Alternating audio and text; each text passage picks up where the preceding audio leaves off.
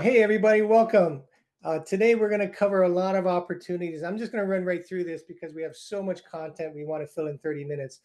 One of the first things we want to be clear on is what is the opportunity. If you can imagine, 34% of all households in your marketplace is a rental property. And imagine that the person that owns them is a landlord. Well, if you take the landlords, the average landlord owns three properties. What if you could find those folks, right? And here's my other question: who owns them, right? What is their age bracket? Well, we know it's not a 20 and 30-year-old. It could be a 30 or 40-year-old, but the vast majority of these folks that own them are 50 to 60 and up, right? These people have had them for a while. They've had a mortgage that they've paid off for the most part, and they're debt free. And now they're at an age in their life where they're concerned about their children and the dividing of the asset, right? And so these are the if you were to focus on one market, this is the market it's shift proof, right? Because they have a reason for selling it. So there's three tips in securing listings with investors. Number one is we have to understand the opportunity. Number two is define what your goal and then create a plan for it. So understanding the opportunity, it's really, you know, do you own any other properties? So that's your first tip of the day. In your database, if you asked one question to everybody in your database, do you own more than one property? You're going to find investors, right? And the reason why we asked that question is we used to ask, do you have any investment properties? And people said no. And then 30 minutes in the conversation, they say, well, what about my mom's old house that I got when she passed away? We didn't talk about that. So, well, you said it's not an investment property. You say, well, it's not. It's my mom's house. So that's why we changed the question. Do you own more than one property? Now, where do you find these folks? They're in your database. They're in your phone right now. And many of them have them. If 34% of all households are rentals, there's a good chance that a third of your database also has them as well. Another place we find them is in our open houses. Again, ask the same question. Do you own more than one property? Right? Direct mail, we actually have been doing direct mail for years. And when we use PropStream, Kapil, can you put in the free link for them? Sure. Yep. We have a free link. If you've never used PropStream, we've been using it for years. You can find non-owner occupants, which are investors, own more than two properties over a certain price point in certain areas. Okay. So we send them a letter and then ask them those questions if they're concerned about their property. And they call us to get appointments or they come to a seminar. You can always go door knocking and find out. Well, when you go door knocking, you'll find the tenants. You may not find the landlord, except if somebody opens the door and they live there and you ask the question, do you own more than one property? That's how you can lead into this conversation. A real big one is executors, administrators, and personal representatives of estates, right? Trustees. These folks, they have a mass of them, right? Because if you go to a trust company, right, they are in charge of many different families, and many of these families will have wealth in real estate, also investment properties. Talk to your allied partners, and also seminars. So that we built our business on the back of education. So if you like training and teaching, we have models around that in our community that allows you to plug and play, right? We do 3 seminars a month. Last night we did one, for example. We did a 1031 exchange one. We got 4 appointments. Each person has 3 properties. Every property that they sell, they're going to buy through a 1031 exchange. So just imagine 4 times 3 is 12, times 2 is 24. We could have 24 transactions in just 1 hour of training, right? So think about it this way: everywhere you go, you should be asking that question: do you own more than one property? Right? And that's your first qualifying question to identify them. So again, when you find somebody that has more than one property, your first question is, what's your goal in owning it, right? And then the next question is, and because you're going to want to find out, well, it's either cash flow or appreciation, or hey, it's not even rented, it's vacant. Right? There are so many people that own homes that are vacant because they were gifted that from their parents or aunties and uncles. See, ladies and gentlemen, we're on the brink of the largest transition of wealth in America. $70 trillion is going to be transferred in our generation today. And a lot of that's going to be in real estate. So the next question is, do you need the income from your investment property to sustain the life you desire? It's a pretty simple question, right? Because if it's no, then we're going to find out how we can help their kids. See, at the end of the day, when you're gone, who's going to get what? And these are questions that it gets them to start thinking about the future. And our goal is to create a plan around that, right? Create a plan with their wealth, create a plan with their real estate. And we'll learn about their kids. We'll talk about them. Tell me about your oldest. What's his name? Where does he live? Does he have children? What does he do for a living? Does he own his own home? And if the answer is no, is if they could, would you? And if they can, what if you could help them with that? Selling one of your investment properties and having the replacement property be a property that your son or grandson or granddaughter can live in. Now you can really bless them today, right? And you can do that through the 1031 exchange. Now, if the answer is yes, I do need the income, then we're going to ask the question, how is it performing?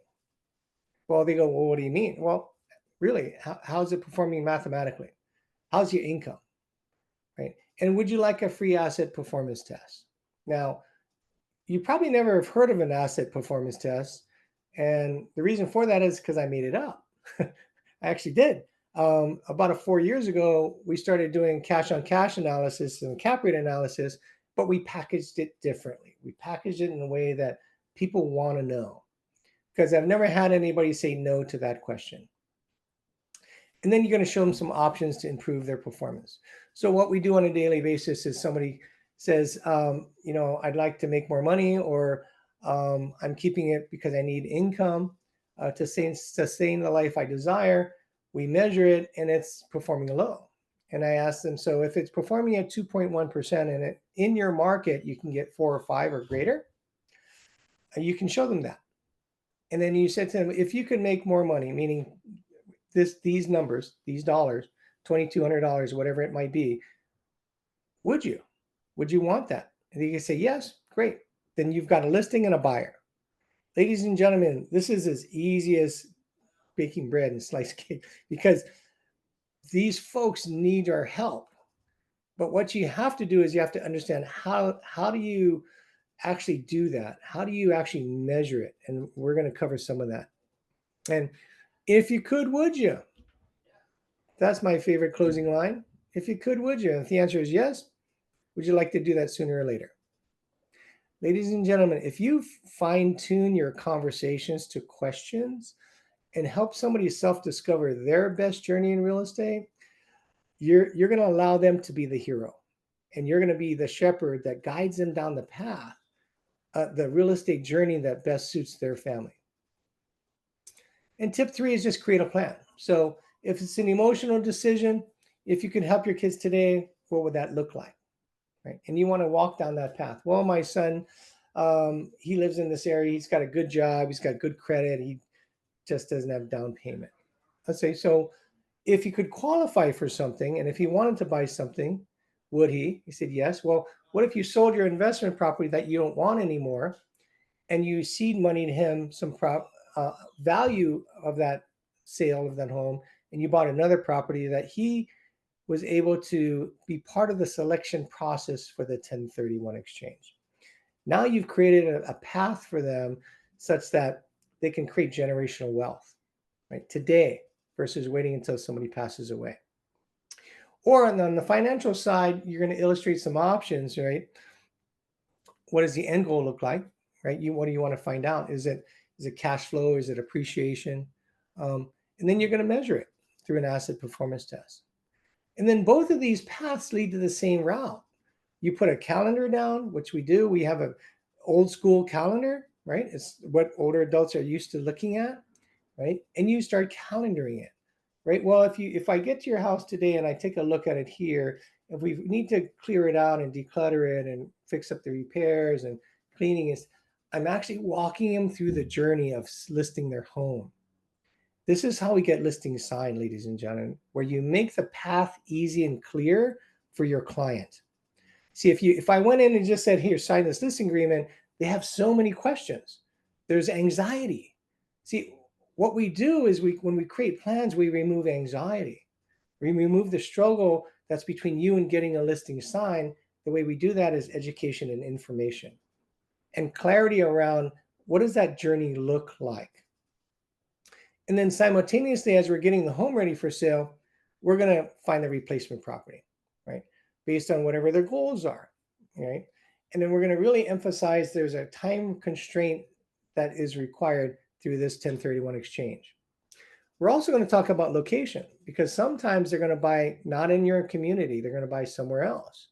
So you want to find somebody in that community that is trained to do a 1031 exchange, that understands the time frames by which they must actually execute on. So what's the opportunity? These investment properties have been a burden, and these folks don't want to pay capital gains taxes. So imagine this: a wealthy person says, man, I'm tired of the taxes. I'm tired of the tenants, the toilets, the trash. Worst case, the TROs, the temporary restraining orders, or the torching. The worst case, people are burning stuff up, and we've seen all kinds of crazy things on investment properties, right? And we're not here to scare you on that. It's just reality. It will show up from time to time, right? So identify the burden first. But what will happen is they're going to go to their CPA, and their CPA is going to say, don't sell it because there's capital gain taxes. But most CPAs don't educate them on a 1031 exchange. And that's what we do. We say that if you sold this and bought something else, you have no capital gains tax, and you can remove the burden of the property and maybe create an inheritance plan. If you could create an inheritance plan today before you die, and so that your kids don't fight, would you? And the answer is typically going to be yes. Then you got them down that path. Now, when you get a client that's doing a 1031 exchange, most of our clients, they're selling a property with 100% equity, no debt. And what does that mean? They're going to sell it, whatever, $500 or $1 million, and they're going to buy $500 or $1 million, equal or greater than, right? And they're going to be cash buyer. This is the fastest way to build your business, ladies and gentlemen, because this large demographic of folks that are out there, they need our help, right? The other best part about that is they can't dilly-dally on the buy. There are time constraints by which the buyer has to act on, right? So is it a good time to do a 1031 exchange? The answer is absolutely yes, if you want to increase or upgrade your portfolio. Right? If you want to relocate your asset or the equity to another county, city, state, keep in mind the 1031 exchange is only in the United States. Right? And then also, if you want to exchange to a lower cost or lower maintenance asset, because nowadays some of our condominiums and HOAs the costs are going up, which then negatively impacts your cash on cash return. Right? Some are exchanged to a higher cash flow market. What we're seeing today is folks around the coast of our country where the land is expensive, they're selling them and buying something in the middle of the country, right? Where the land is cheaper. What happens then? Well, the cost is cheaper, but the rate of return is higher, right? Give you an example. About 6 months ago, my wife and I, Julie and I, we bought a $70,000 house in Georgia. Why would we do that? Well, because I get $895 net every single month. That's a 15% return on my money. Yeah, and I'm going to buy more, right? Why? Because I can, and I can balance my portfolio out. See, that asset down in Georgia I'm not going to do that for appreciation. I'm doing it for pure cash flow, right? Because I can't get 15% in my market. I can get 4 to 5% in my market. And so I invest in my market, I invest outside of our market, right? So there's going to be a number of buyers out there or clients that you have investment properties that want to get to a higher cash flow. The biggest common one is the property is in poor condition. So think of it, mom passed away, it was her old house. The son has it, they don't know what to do with it, but it's dilapidated. It needs a lot of work, right? But they don't want to fix it up. They don't want to put 15,000 into the roof or 10,000 into the HVAC system because they may not get their money back in their lifetime. So what are they doing? They're selling something in a poor condition and they're buying something of equal or greater value in an upgraded condition. So they don't ever have to worry about maintenance. We see this a lot. Another one that's really, really good is land. See, because land typically doesn't generate income, right? And then comes with expenses. It comes with property taxes. It comes with sometimes utilities if there was an old house there that's vacant, or just pure land. So you have an asset of whatever dollar amount. We had a lady come to us the other day. She says she's got $1 million property, and it's attached to her property, but it's next adjacent to her property, but it's all land. It's like 10 acres, so it's worth $1 million. So I asked her, so what's your goal on that? And she says, well, we kept it because eventually we wanted to build on that. And she says, how's your plan working out? I said, well, we're not going to do that. So why do you keep it for? What's the goal? Well, it's appreciating. Yeah, that's good. Well, keep in mind, real estate should do a number of things. Investment property you should have cash flow, you should have appreciation, and you should have depreciation. Well, in her case, she has appreciation, but she has no cash flow, and you have no depreciation, right?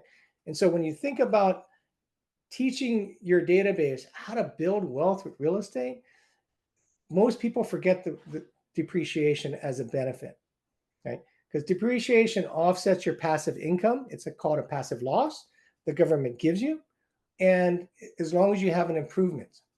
But if you have land, you have no depreciation, right? And so what we found from CPAs have told us that it's about a 20% benefit to your cash flow because it offsets the taxes you're paying on the passive income, right? And after 27 and a half years, you don't have any more depreciation left, right? The other is creating a legacy with your family while you're alive, right? So what somebody says, I don't need the money to sustain the life I desire, talk to me about your family. At the end of the day, when you're gone, who gets what? Who gets what? These are plans, ladies and gentlemen, that in America today, and frankly around the world, it doesn't exist. Because I challenge you to go and talk to your database, and I challenge you to ask your database, do you have a real estate plan? I have yet to find somebody that said yes, because they don't know what it is. And this is a movement that we're making in America today, ladies and gentlemen. It's creating plans for folks to build, protect, and transfer wealth. And this is one of the main areas we do this is in their investment properties. Then also possibly increasing their depreciation schedule. We've had folks that had their home for 25 years, and he says, well, in a couple of years, I'm going to lose all my depreciation. So I'm going to sell this, buy something in another area that has a higher improvement value, therefore a greater depreciation schedule. Right? These are the ways that really smart people who build wealth utilize the tax dollars that we're given in our country. So what are the benefits of a 1031 exchange? You allow you to defer or eliminate your capital gains tax. We're on a mission to eliminate capital gains tax. Remove the burden of the property, provide a legacy plan for your family, eliminate the family dispute, because 70% of families are going to fight. And when you ask people, have you ever heard of a family fight over real estate? Every single person will raise their hand. Well, it's because they don't have a plan. So for the agents, though, for you all, you're going to find motivated sellers and buyers, right? And then typically they're not emotionally attached to their investment property, right? It's not like their home. They're not like, oh, this is little Johnny's room. No, it's not that way anymore. So it's so much easier to move them through a process to help them build wealth. And then keep in mind, every client's a minimum of 2 transactions. You got to sell and a buy. We had a client that had 16 properties. We sold them in bundles of 4 to 5. This can build a huge business, and it's helped us close $1 billion of real estate in our career. And then you're also going to have a strong, motivated cash buyer, because most of them, they don't have debt, right? They've had it long enough, they paid it off, and now they're going to sell. They're on a time frame, and they're buying in cash. It's the strongest buyer you're going to get. And then with the time frame that requires them to take action, right? You got 45 days to assign the replacement property. You got 180 days to close on that replacement property. Right?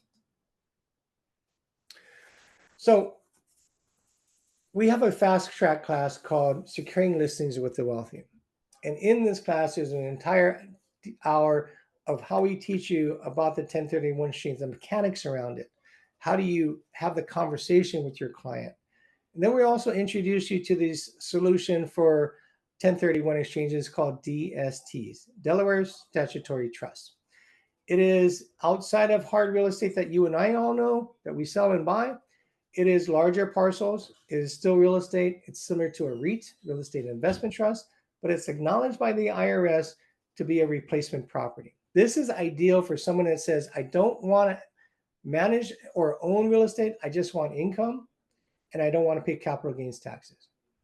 And this generation that we're facing today, that's a very attractive offer for them. And many of our clients are using it.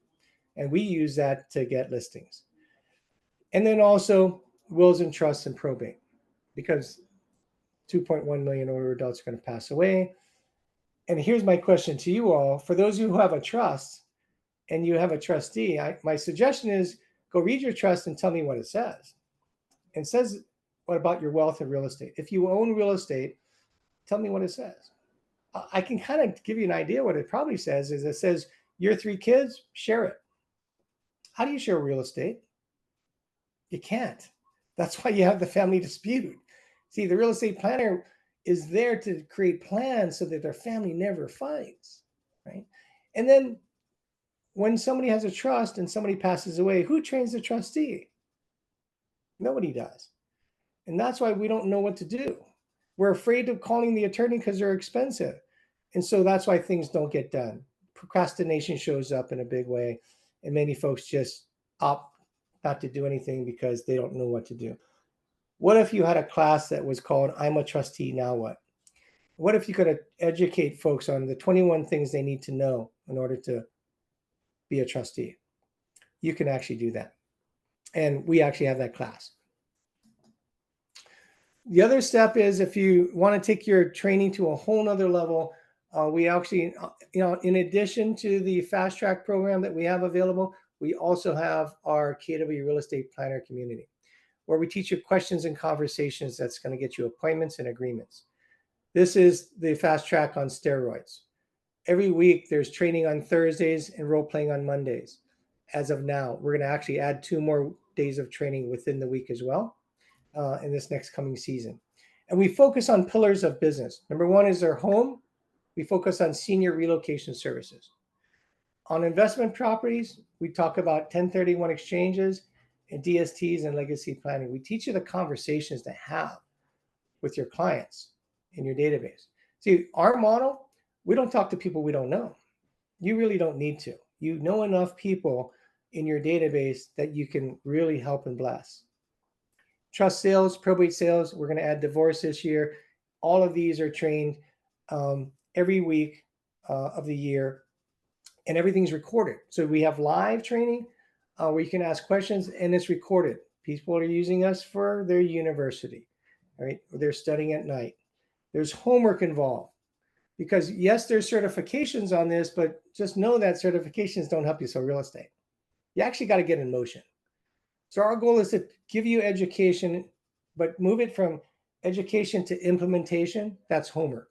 We're going to tell you the things you need to do to build reps, right? To build confidence to be able to have these conversations. That's taking me 19 years to do. We put it in a playbook for you, and it's all there. It's $199 a month. There is a minimum of 75,000 GCI and 2 years of license in good standing, and it is limited to 5% of the market center, excuse me. We've got a very robust private Facebook group. We've got tons of events.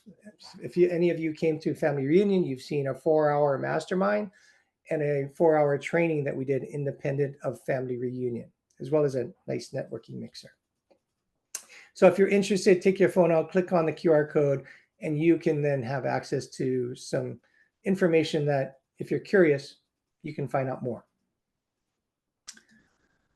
So the real estate planner is a licensed real estate agent who is certified and has a knowledge, training, and experience to compassionately guide a real estate owner in ways to create generational wealth, minimize taxes, and facilitate the goals of the family. This is who we are, ladies and gentlemen. And there's an SM on the side of that real estate planner because we are in the process of locking down those words in the United States through the Patent and Trade Office of America. It will be trademarked, and we're very close to finalizing that. And that's the end of our presentation. We've got 5 minutes. I wanted to leave it for Q&A. That's my contact information. Do we have any questions? Let's see, or chat. So you got the prop stream. Any questions regarding 1031 exchanges? Comments? You can raise your hand and we can help you answer those. Any questions? Everybody got this?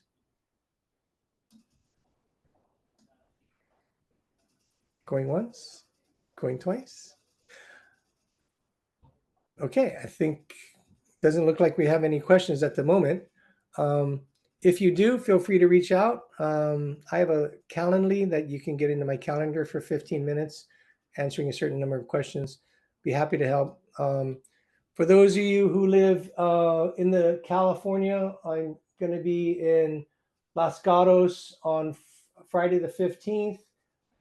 Training, I'll be in Santa Barbara on the 19th and Beverly Hills on the 21st of March. And then in April from 8 and 9, I'll be in New York City and then New Jersey from 10 and 11 of April. And we have 5-hour training classes brought around the country today. Well, we trust that this was helpful. I do have another call I need to hop on. If there's no other questions or comment, any other questions or comments before we head out? No? Okay. This is a market, ladies and gentlemen, that we built a huge business on. Huge business. And you too can do this. But take it aside from money. Think about the impact that you can have on other people's lives, right? Because that's really why we do this. Our goal is to keep families together, and we encourage you to join our mission to keep families together because you all know that families fight over real estate. And our goal is to eliminate the family dispute.